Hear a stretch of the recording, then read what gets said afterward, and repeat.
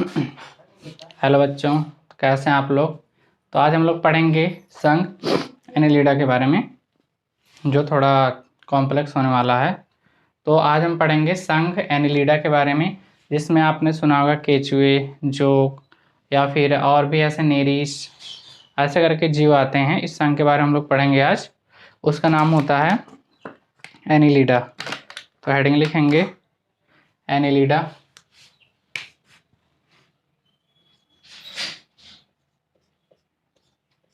Annelida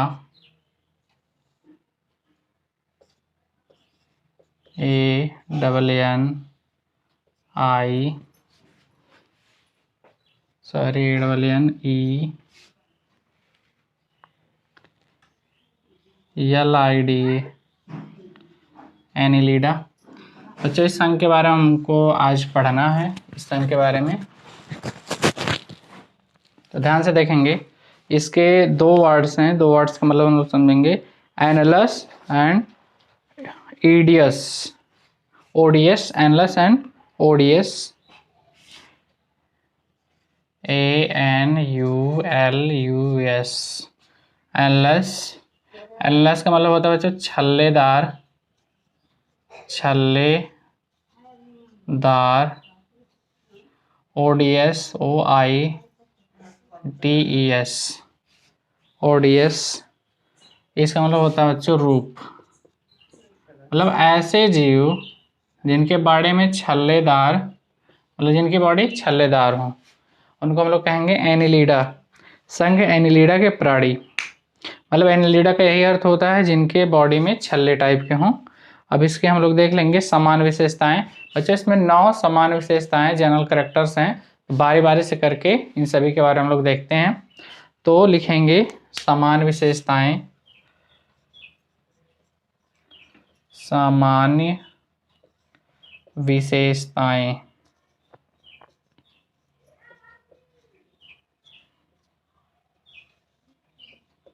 English होता है बच्चों जनरल कैरेक्टर।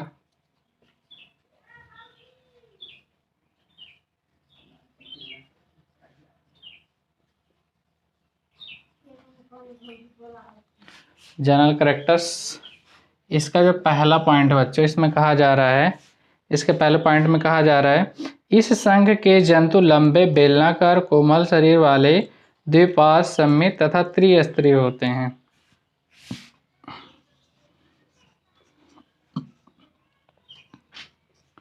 इस संघ के जंतु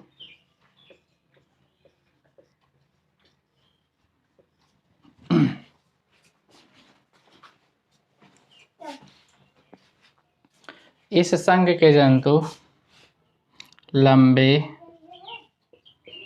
बेलनाकार, लंबे, बेलनाकार, कोमल शरीर वाले,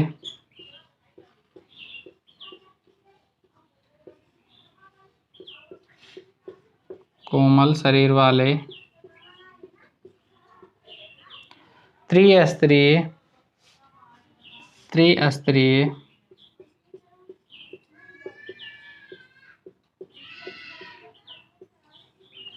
द्विपार्श्व सममित तथा द्विपार्श्व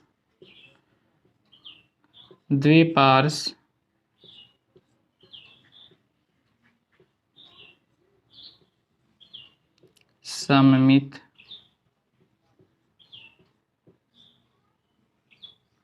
वाले होते हैं।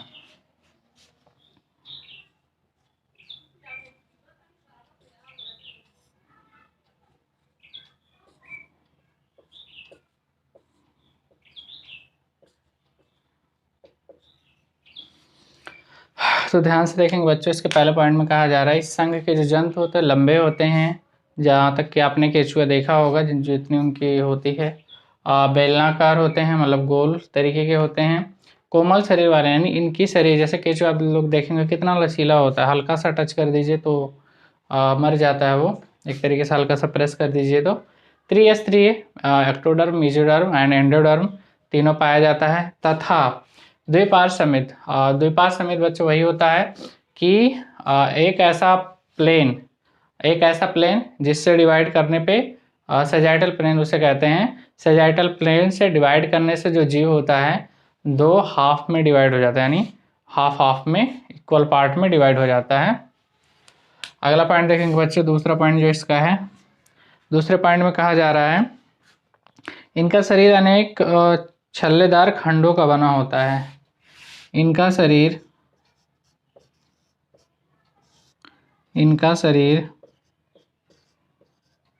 अनेक छल्लेदार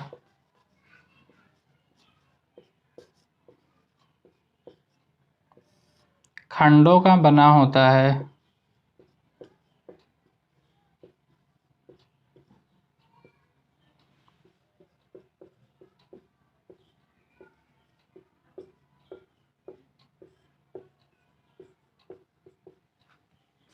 तो ध्यान से देखेंगे बच्चों, जब आप लोग आगे पढ़ेंगे केचुए के बारे में, अर्थवर्म के बारे में, इसको इंग्लिश में अर्थवर्म कहते हैं, इसका जो मेन एग्जाम्पल होता है केचुआ, तो उसके बारे में जब आप लोग पढ़ेंगे तो उसमें आपको पता बताया जाएगा सेगमेंट, उनकी जो टोटल बॉडी बनी होती है पूरी की पूरी सेगमेंट के ऊपर बनी होती है। तो वही जो सेगमेंट होते हैं यानी छल्ले, तो ये जो पूरा संघ है छल्ले पे डिवाइड किया गया है, मतलब इनके जो बॉडी पे होते हैं अनेक छल्ले। आप केचुए को पकड़ के अच्छे से अगर ऑब्जर्व करेंगे, देखेंगे, तो उसके बॉडी पे से छल्ले छल्ले की तरह ढेर सारे स्ट्रक्चर। आप ऐसा समझ सकते हैं कि जैसे एक सिक्का ले लीजिए आप, एक सिक्के के ऊपर 10-20 सिक्के मतलब एक तरीके से रख दीजिए, तो जैसा उसमें से छल्ले टाइप का बनता है उनकी बॉडी इस तरीके से होती है। अगला पॉइंट देखेंगे, तीसरा पॉइंट। तीसरे पॉइंट में देखेंगे बच्चों, कहा जा रहा है शरीर पर क्यूटिकल का आवरण होता है, मतलब इनके शरीर पे एक क्यूटिकल का रक्षात्मक आवरण होता है जो इनकी सुरक्षा करता है बाह्य वातावरण से।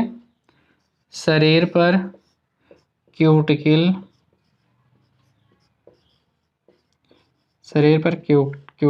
का आवरण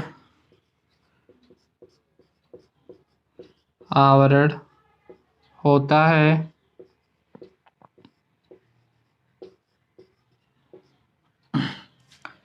शरीर पर क्यूटिकल का आवरण होता है जो बाह्य इन्वायरमेंट से इनकी रक्षा करता है। चौथा पॉइंट देखेंगे बच्चों, लिखा है इनके शरीर की संरचना नली के अंदर नली के रूप में होती है, यानी ट्यूब विद इन ट्यूब इसको इंग्लिश में कहते हैं। इनके शरीर की संरचना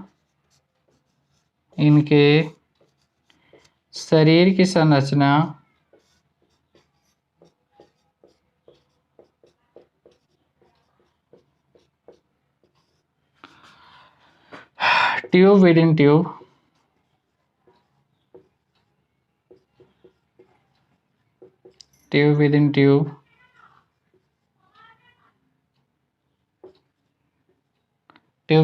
होती है।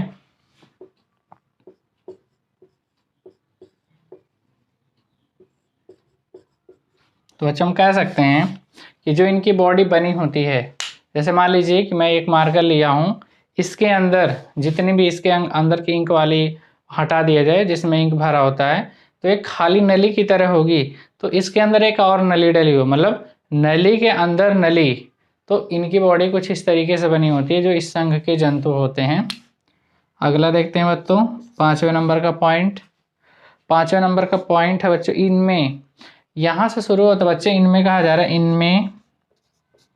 इनमें वास्तविक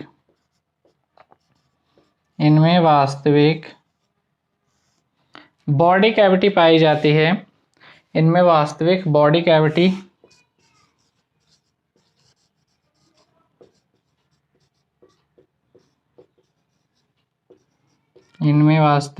कैविटी पाई जाती है।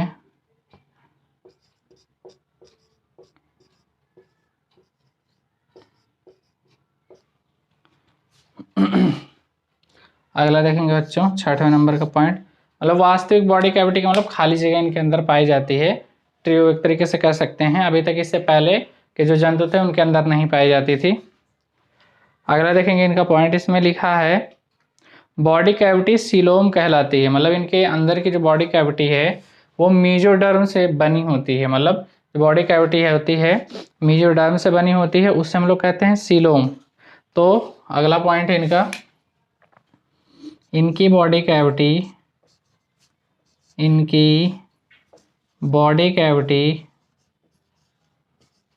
कैविटी सीलोम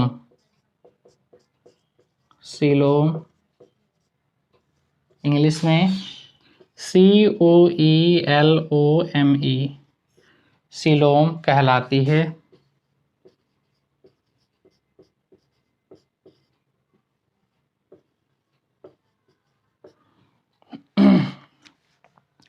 छठा पॉइंट इसका भी कंप्लीट हुआ बच्चों। सातवां पॉइंट देखते हैं। चलिए इसको मिटा लेते हैं, सातवां पॉइंट आएगा नहीं।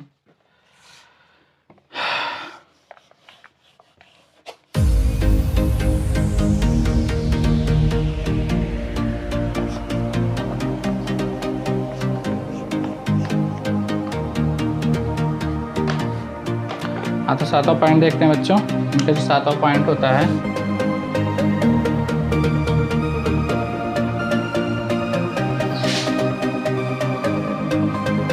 बच्चों कहा जा रहा है इनमें पाचन तंत्र, डाइजेस्टिव सिस्टम, संवहन तंत्र एक तरीके से कहते हैं, वैस्कुलर सिस्टम, उत्सर्जन स्क्रीटरी सिस्टम, जनन व तंत्रिका तंत्र पाए जाते हैं, यानी reproductive system and neural system, सारे तरीके के सिस्टम इसमें पाए जा रहे हैं। तो लिख लेते हैं इनमें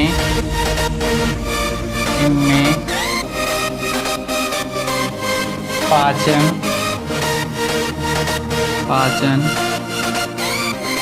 संवहन,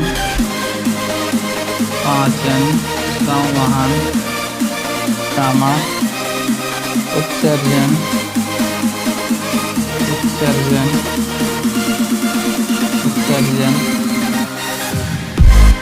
जनन तथा तंत्रिका तंत्र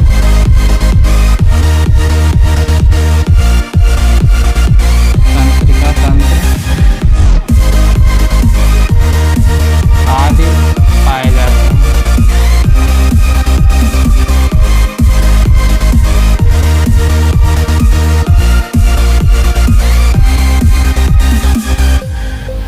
तो ध्यान से देखेंगे बच्चों, इनमें डाइजेस्टिव सिस्टम मतलब जो खाना पचाने वाला सिस्टम होता है, वो संवहन कह सकते हैं एक तरीके से, मतलब एक तरीके से आप कह सकते हैं ब्लड वैस्कुलर सिस्टम, उत्सर्जन जिससे अपना अपशिष्ट पदार्थ को बाहर निकालते हैं, स्क्रीटरी प्रोडक्ट को।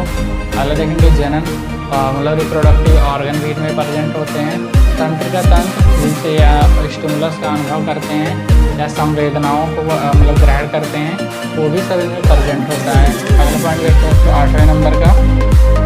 इनका जो 8वां पॉइंट होता है, इसमें कहा जा रहा है उत्सर्जी अंग। ये बहुत इंपॉर्टेंट पॉइंट बच्चों, एग्जाम में कई बार पूछा जाता है कि एनिलिडा संघ में उत्सर्जी अंग का नाम बताइए। आपको 4 ऑप्शन दे देते हैं, उसमें से आपको चूज करना रहता है। जैसे दे दिया फ्लेम सेल, या फिर दे दिया ट्यूब्यूल, या फिर दे दिया नेफ्रीडिया, या फिर दे देगा बुकलम्स। तो कुछ आपको लगाना रहेगा। तो इसका जो नाम होता है, इसमें लिखते हैं कि जो इनमें उत्सर्जी अंग होते हैं, तो इनका नाम होता है उत्सर्जी अंग। इनमें उत्सर्जी अंग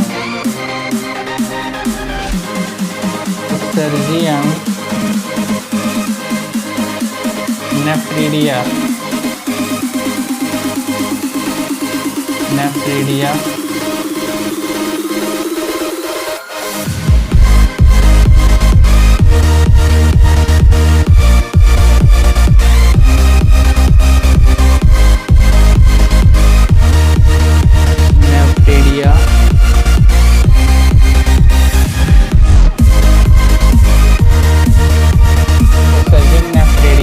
कहलाते हैं।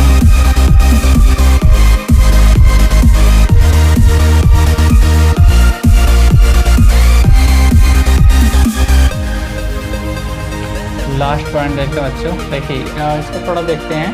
तो उत्सर्जन जो होते हैं नेफ्रीडिया, मतलब नेफ्रीडिया इनमें एक ऐसे ऑर्गन होते हैं जिनमें अपना उत्सर्जी पदार्थ या फिर कह सकते हैं एक्सक्रीटरी प्रोडक्ट को बाहर निकालते हैं उनको कहते हैं नेफ्रिडिया। नेफ्रिडिया के द्वारा ऐसा करते हैं। हम लोगों में किडनी द्वारा होता है। हम लोग का जो सर्जी अंग होता है वो किडनी कहलाता है।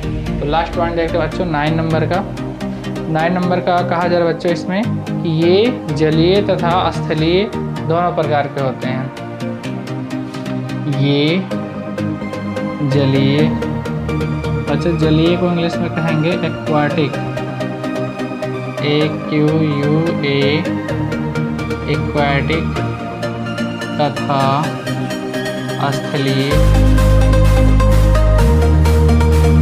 इंग्लिश में terrestrial, TERE, terrestrial,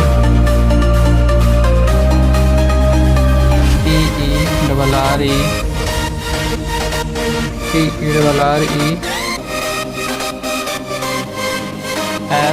STIAL, terrestrial, दोनों प्रकार के होते हैं।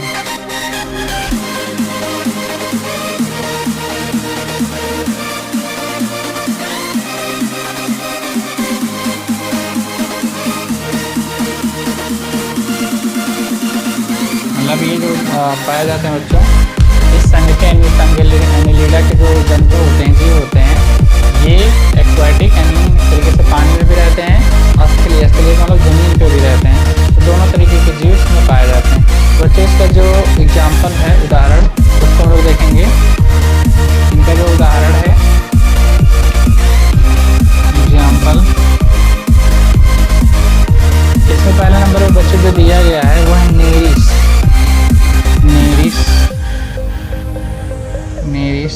बच्चों ये जीव टोटली पाया जाता है समुद्र में। आपको टेरेस्ट्रियल मतलब यानी ये भूमि पे देखने को नहीं मिलेगा।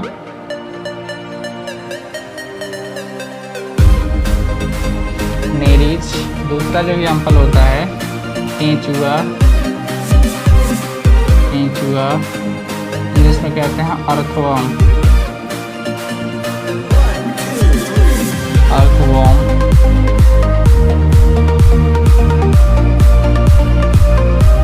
एंड इसे क्या लास्ट वाला जो होता है जोंक, इंग्लिश में बच्चों से लीच कहते हैं, लीच। तो ये 3 वेल नोन एग्जाम्पल हैं, मतलब बहुत प्रसिद्ध एग्जाम्पल हैं संघ एनिलिडा के। अब इसमें से बच्चों जो दिया गया